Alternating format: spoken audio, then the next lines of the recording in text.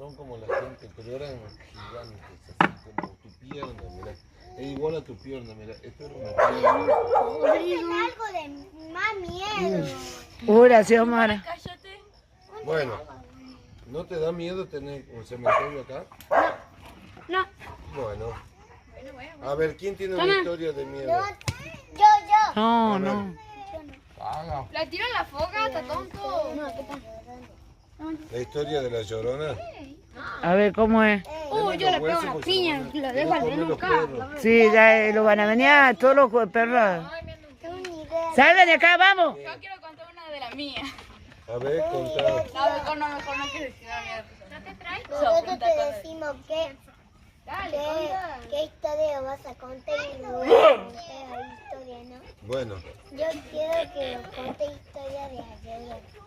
una historia de la Llorona. ¿Quién conoce la Llorona?